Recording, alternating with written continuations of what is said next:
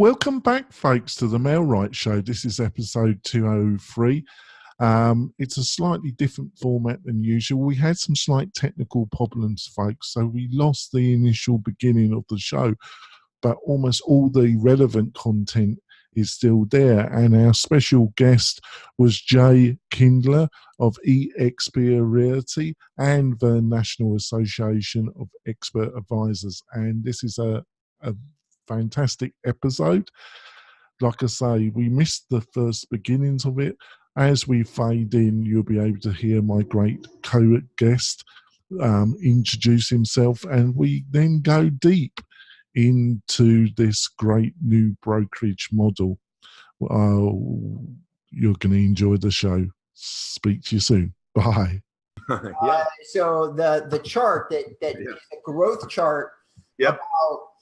I highly recommend, and if you've watched our show or caught up on it, you'll know that I don't do this much, but for everybody that's listening, if you get a chance, I strongly recommend you go to jkinder.me. This piece of content is somewhere about 35 minutes into his introduction video. It's right there behind him. And what it is it's a graph, a chart of growth that kind of talks about the different stages of a real estate business and where you find yourself in it. I reviewed it and agreed with it. I'm sure that's for my listeners. That's not for you. Right. Sure. That it works. But I'm just saying to the people that follow me that, hey, this is a great piece of content. So having said all that, who were you with previously in terms of your brokerage, and what made you decide to switch to a cloud-based brokerage as opposed to a traditional brokerage model? Right. So I think, there's probably very few people that are as passionate about trying to fix what's wrong with the real estate team model. Okay. So that's been, as I built my business and literally went up against the challenges of trying to step out, had to jump back in. I lost, all my top people at one point, to tear it down, build it up again. And, there was just something broken in the model. Inherently, I was dead set on figuring it out. And mainly because I wanted to step out of my business so I could focus on helping other agents grow their business. So ironically, that was what was keeping me from being able to do that. And so once we figured that piece out, we still had the challenges. And I think most agents that have teams would agree that there's the challenge of recruiting and retention of talent. Whether you're an independent brokerage or you're a team, that's one of the bigger challenges that you run up against when you get to the point of having enough leverage to kind of either be focused on the listing side of the business or maybe at some point step out of production. So we were always looking for how do we make it so great working with us that you would never want to leave, right? You would never want to leave. There's nothing that would be better. We're the future, your opportunity, everything that would be, to design perfectly for you. You would have that in our broker. So we were, as a large group of a mastermind of us agents that clients of ours that we had helped over the years. That was always the same topic. We're always talking marketing to get listings. That's always, that subject, and recruiting retention was always the other topic every single time at a high level. And so, it was just part of the challenge that we were all trying to find. And, we were definitely looking at, well, how do you incorporate ownership into the opportunity or creating some type of an exit at some point for agents in the future so that they would feel like they have, some type of something they're working towards at some point in their career. Because real estate agents just inherently barely save enough for taxes, much less their future. Right. So those were issues that we were trying to solve in our own business models as independent companies, because we had come to the conclusion that it doesn't make sense for us to pay, a franchise, anything at this point. I mean, if you're paying them, $30, $50, $100,000 in royalties and fees and things of that nature, it just doesn't make sense. You should be independent. That at some point there's just not enough value there. And that's been, something that I think most of the top agents in the country realize at some point and end up going independent. Not anymore. Now they come to eXp, and that's what we did. And the reason was because we saw in their business model, they had solved what we felt like was the biggest problems and challenges in the industry. So, the stock opportunities, the opportunities for you to earn stock, and the more that you produce, the more stock awards that you would be given. And these are just stock awards that are given to you. It's not like you have to do anything crazy. You do sell houses like you normally do, and you get these stock awards. So 10-year career, you might have some stock. It might be worth something. We don't know what the stock's going to do. It could go up, it could go down. But that was a piece of the model that made you feel good about being at EXP. And we saw that was better for agents. And we know if it's better for the agent, then it's better for us. So as we looked at the model, that was a big piece of it. The other thing that we saw that I've never seen in a business model before was revenue share. And so if you guys are, or your listeners are have ever watched Shark Tank, Mr. Wonderful is notorious for the royalty deal at the end, right? Like he'll be the last one there at the table. Okay, I have a deal for you. I want to get a royalty on everything that you sell from now until forever. And the reason that royalty deal is such a good deal for Mr. Wonderful is because he doesn't have to worry about operations or anything. He gets paid off the top, regardless of how well the company does or doesn't do. He's guaranteed money off the top. And there's just very few opportunities like that are around. And we've never really seen one with this kind of compensation structure. And so there's a huge opportunity in that for us to just become aligned and help agents grow their business. And there was some financial alignment for us to do so. So that was unique. That was super unique. Never see anything come in, didn't think of it. I mean, it wasn't even on our radar. And so that was those two things alone. We just saw the future that, the cloud was the disruptive technology that allowed them not to have to go to the traditional model of having a region that goes and gets franchisees, that goes and hires staff and brick and mortar and spends all this money and then goes and recruits agents. That when you have the cloud office, you eliminate that, but you also eliminate the growth vehicle for the company. So how are we going to grow this thing? We're going to let the agents grow the company. And the agents will tell their friends, and if they love it here and we make a great company, this is, I'm sure I'm speaking in Glenn Sanford's voice, basically. Like I'm guessing these are the conversations he was having based on conversations I've had with him. I know they're pretty close, but that's basically what he was looking to do. And hey, we'll let the agents make a little bit of revenue share off the agents they bring in. Because we don't have regions, we don't have any, you can recruit anybody anywhere in the country. There's no boundaries because we're cloud based. So they just unlocked an opportunity that I had never seen before. And, once I finally took my ego and put it aside and looked at it really closely and really analyzed it, met the leaders in the company, it was a no brainer. It was just a better business model than anything we'd ever seen. And, you can kind of, the thought crossed my mind for about 2 seconds to try to build a model similar. And then I realized, no thanks, don't want to do that. I think I just want to get on board with this great opportunity and add values and help grow this great company. So that was our story. That's why we joined, and I feel like that's what's kind of disruptive about it. Okay, so a little bit of explanation for our audience. So number one, Glenn Sanders, he's the CEO and founder of EXP. That is the name that Jay kind of threw out a little bit casually. I'm sure that you got wooed by him at some point, and that's why you got to sit down and talk to him, because you were going to bring a lot of value to the table if you transferred over to EXP. Sure. And then a couple of other things, because I think that the concept of virtual and cloud, it escapes a lot of the people. I'd say 90% of the people that come to this show are probably in traditional brokerage models. Yep.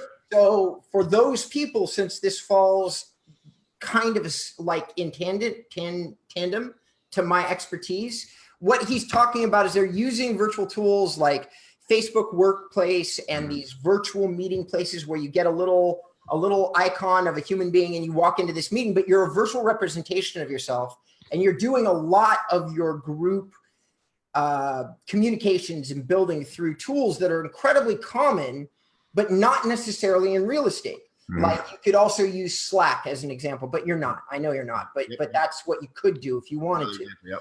That would be, and so all the communication, it would be more like you're in your home, and now as you're getting your day ready, let's say that you have to attend a company meeting, instead of going to an office per se, you're going to sit down at your desk at home, you're going to log into these tools, and then maybe, and I'm just guessing, if you're on a guy like Jay's team, he might have something posted to you that's motivational or instructional, during the day. So you log on, you watch this video, and then bam, you go right into your routine about however it is that you're generating your real estate business, contacting your warm contacts, making phone calls, but you never leave your desk. That's a virtual workspace. Right. And that's what Jay's talking about. Correct me if I'm wrong on any of that. Yeah, that was a great explanation of exactly how my day goes every day. Okay. So, so having said that, you've got traditional versus not, well, you've got the way that it used to be, and Right. you've got the way that you're doing it now. And you're coming from, if I understood correctly, you're coming more from you take your leadership role. It looked to me like you're kind of like a super coach. Like you just kind of put everything in place for all the people that work for you and you make success easy. Is that right or wrong? Yeah, that's pretty close. Yeah, I mean, yeah, from a leadership standpoint, yeah, that I try to surround myself with people that are better than me at their jobs and whatnot, and I try to help them succeed by giving them the ability to do the things necessary to succeed. Okay, so I think we're gonna have to go for our break, actually, Robert. And when we come back, we're going to be delving some more with Jay in this great story and a great company. We'll be back in a moment. I'm gonna circle back around and we're coming back. We've had an initial great discussion with Jay. We've got a lot more to discuss. Before I throw it back to Robert, I've just got a quick question myself, actually. I'm based in Northern Nevada, Jay, and Lake Tahoe and Reno. It's a very competitive market because of Lake Tahoe and San Francisco. And there's some large franchise brokerages, but there's also about 3 very large regional brokerages that have a substantial presence in the market. And their business model really seems to be to attract a very large number of agents, between 200 to 300 agents in various satellite offices, and have most of those agents produce between 4 and maybe 8 transactions a year. I don't think the brokerage really gives a lot of value to the clients, and doesn't seem to be offering a lot of value to the agents. Would you agree with that? And do you think that model is fundamentally the kind of traditional model that most brokerages are adopting? Yes, I definitely agree that the consumer could care less about the brokerage, and I think there's proof in that. If you think about it, if you take your real estate agent hat off, anybody who's listening, and you say, well, what's the difference between, it could be whatever one of these regionals are, or a Coldwell Banker, or a Century 21, or a Keller Williams, or even an EXP for that matter. What is it that's different from a consumer perspective in any of these brokerages? And we would all struggle to come up with differences. We might come up with differences from a real estate agent's perspective, but from a consumer perspective, the real estate industry is just in one of these strange industries that has you could get a really dumb, bad agent at any brokerage, including the EXP. Unfortunately, it can happen. You could have a really good agent or a really bad agent. Unfortunately, fortunately, if you have a really good agent, you'll go back to that agent, and it doesn't matter if they've got balloons on their sign or if they've got what color it is. It doesn't matter. You'll go back to that agent. But if you have a bad experience, you might not go back to that brokerage. You might not choose an agent from that brokerage again. So, that's really, kind of proof that the consumer really could care less about the brokerage that you're at. And so now you're left with, well, as an agent, what's the value that a brokerage is providing, and how much do I have to give them for that amount that I'm, whatever I'm giving them, is it worth it in trade for what I'm getting? So generally speaking, I would say that most agents are looking for training, support, technology, and those are things that are either they're doing a good job or a bad job at, in terms of the trade amount that you're having to give them in commission. So we see a lot of these 100% brokerages that are charging just a transaction fee, and they're doing very little, if anything, value to those agents. And there's just I think the traditional brokerage model of giving a lot of your commission to the brokerage for very little in return is just something that's continued over the years. I think Remax was the first major disruptor in this direction, but it's going to continue in that way. The agent is in control of the transaction and the business, and the company that serves them the best is going to be the winner. Oh, over to you, Robert. So I don't know if this is a good transition or not, but this show, Jay, we typically focus on the marketing side of the real estate business. Right. And I noticed in my review before you came on the show that you guys, that eXp Realty seems to be focused on the cloud-based real estate marketing solution that is most prevalent in the real estate industry, which is Inside Real Estate, more better known as KV Core. And I'm kind of curious to know what your overall take is, because I'm assuming we can ask you for a non-biased opinion about the tools that you used in the past versus the tools that you're using right now for your current business. I'd love to hear, for the marketing side, I'd love to hear your thoughts on that. Yeah. So, great question, Robert. Since being in the business, and tools were always a big part of, how do you acquire a customer, right? So, there's the traditional agent, has their sphere of influence and their referrals from the people in their sphere of influence and past clients that know, like, and trust them. And outside of that, and really like in the stages, like you were talking about earlier, you kind of get this stage 1 or 2. And either, you have some referral business, but, it's not very consistent. So you can't say, hey, in 3 months, I'm going to get 3 deals from my referrals. And so you have to learn how to acquire a customer through marketing if you want to have a sustainable and predictable business, right? Like that is something that you have to learn how to do. And over the years, we've used a lot of different tools for that. We were very first tool we used was Tiger Leads, then Boomtown, and then we were very tied in with Dwayne Legate and helping build Commissions Inc. And helped them, with really the shaping of what that product was in the beginning before they sold Fidelity. So, we used all the tools, right? Like I bought them all, just like every real estate agent that buys everything. And technology is a tricky thing, and tools can be a tricky thing, but it's what is the the problem that you're trying to solve, or what is the system you're trying to create, and how does the tool help you to execute that, right? So like a lot of people just buy a tool and I'm going to implement this, and I'm going to implement Infusionsoft, for instance. Well, that's impossible. What is the process you're trying to create, and how is the technology or automation going to help you to do that faster or better, right? So, it all depends on what someone's trying to solve. But if an out of the box, as an out of the box tool, I believe KV Core is probably right up there in the top 5 or 10 tools that are out there. And there's, variable differences between, some of it's just kind of really more or less look and feel and, usability and things of that nature, which is hard to describe, what's good and what's bad.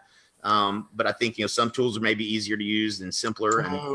And that's interesting you brought up, because obviously you're speaking my talk, because I've built, I've built my own platform. Right. The reality, and I want to see if you agree with this, when you're building a platform, there's always a conflict between ease of use and basically what the application can do. The more functionality application has, it tends in UX to become more complicated. The larger the onboarding, the more requirement for training, and consistent training, and for the agent or the user to be prepared to have a lot of training and to work through them learning interface, because it does a lot of things. So there's always a struggle between ease. It is impossible to get something that's easy to use that also has a lot of functionality. Would you agree with that? Oh, yeah. I mean, 1000%.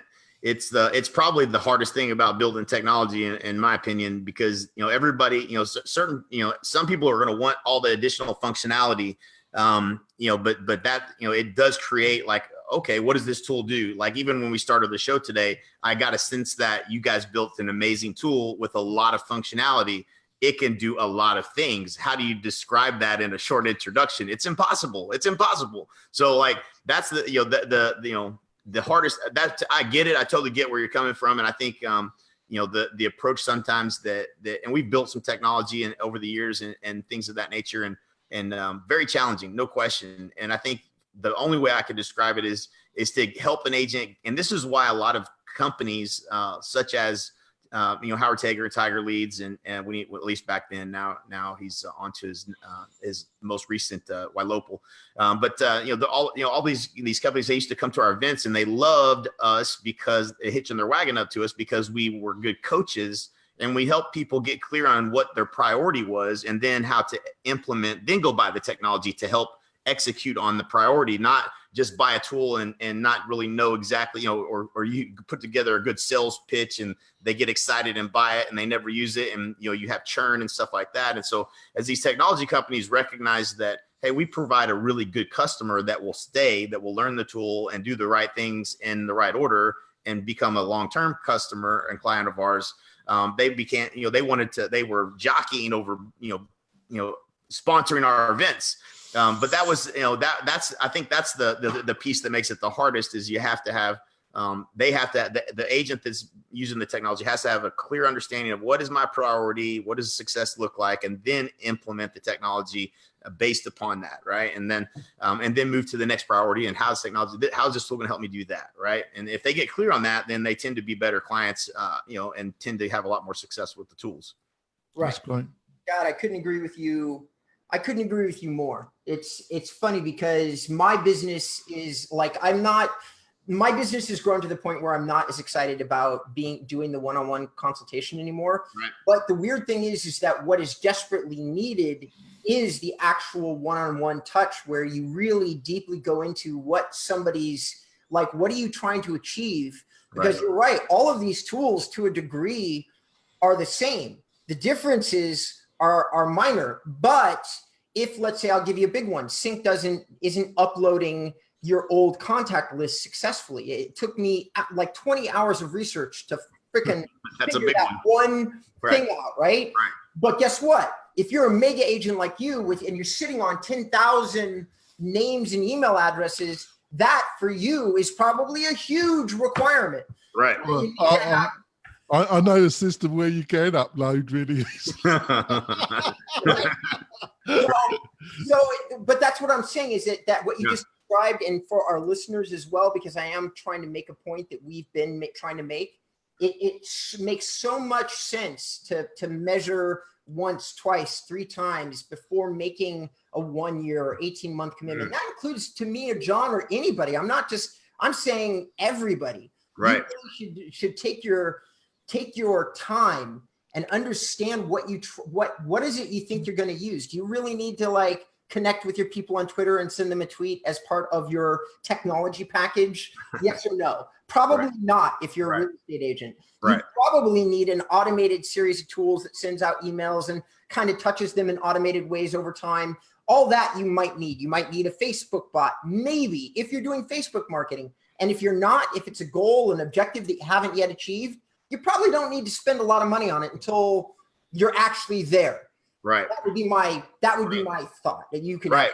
Yeah. No, I agree with you. That's it's the thing that we've been preaching for a long time. And it's hard because agents are consistently getting pitched different things at all in any given point, and so they don't know.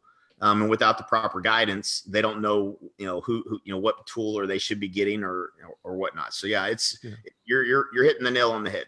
We're coming close to the end of the podcast part of the show, Jay. Hopefully you're okay to stay on for a while, because I thought we've only scratched it, and that you'll be able to see and hear that, listeners, by going to the MailRight YouTube channel, and also you'll be able to see that on the MailRight website with a full set of show notes and a written transcription of the full interview. So, Jay, just to wrap up the podcast part of the show, how can people find out more about you and your thoughts and what you're up to? Sure. Yeah. So, website, it's got the most information and connection to all of my social media, and how to get in touch with me is jkinder.me. It's the fastest way to find kind of the everything access to me. And Robert, how can people find out more about you and what you are up to? Inboundrem.com. Go to my about page if you're interested in learning about me. And if you want to learn about what my company does, just go to my services page, which are located right next to each other on the website. And if you want to find out more about MailRight, go to the MailRight website And if you want a demo of our great software package, you can book that free, and it'd be me personally that will be showing you how MailRight system works. We'll be back next week with either a great internal discussion with my great host Robert, or another great guest like Jay. We'll see you soon, folks. Bye.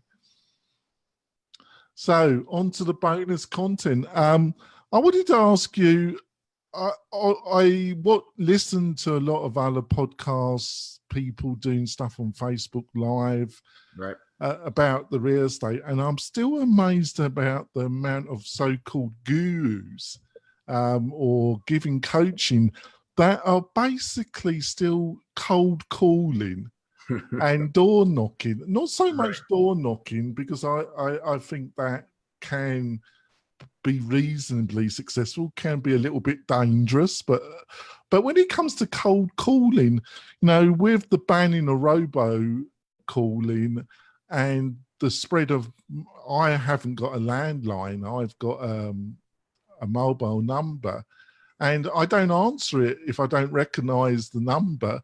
Right. How can these people, in all honesty, keep pushing cold calling in 2019, Jay? Yeah, good question. First of all, I think, you got to evaluate if that's what somebody's teaching. Is that the way you would want someone to approach you as far as, your business, doing business with them? And so, like, if you wouldn't appreciate somebody call, I can't stand it when I get phone calls on my cell phone that are people soliciting me. It drives me dang bonkers. So, I wouldn't want to build my business that way. I'm not saying that there are some forms of outbound that can work and that can be predictable even still today with the right data and the right tools. And you can hire inside sales agents to do those calls and things of that nature. I just personally wouldn't want a business like that. So does it work? Sure, it still can work. It's probably becoming less and less effective. But I think what I would probably focus on more is how do I build a business of attraction where clients are coming to me as the go-to expert and local community expert on the subject of real estate, hoping to become my clients if I were to accept them. I would much rather focus on building a business that way than through cold calling. Oh, over to you, Robert. So I'm somewhat. So walk me through. I know that, and I can't remember if we did this live online or if you did it before the show. So I'm just going to repeat it in case we didn't say it online. And if we said it twice, my bad. But you took your coaching business and then you're transferring it over to the EXP brokerage model. Right. And it sounds like you probably have an established group of people that you're working with. But let's just say that you're not one of those people, not one of the people that's already working with Jay Kinder. Sure. And you have your brother, sister, aunt, uncle comes to you and talks to you about the real estate business. Jay, I know you've been doing this a long time, that you're super passionate about it. How do I get into or in the business? Or let's say I'm already in it, but now I kind of want to be more successful, step my game up. What's the advice you give to those people? Yeah, so somebody that's wanting to improve. You'll say they're selling a handful of houses, or they want to become successful. For me, it was finding the right mentors, finding the right people to follow, and I consumed a ton of content. I bought everything. There wasn't anything that was sold that I didn't buy. So, trying to figure it out, and I think I was fortunate enough to had gone to an event, paid a couple $100 for something, and had some success with that. So I became conditioned like Pavlov's dog to go to this thing, buy something, and come back and try it and see what happens, right? And so maybe some people don't have that experience where they buy something and they have a bad experience, but I always found something that always works. So I think you have to be, to be successful in real estate, you have to be a seeker of knowledge and find people that have built businesses that are successful, that are doing it, have done it, or have helped other people do it too.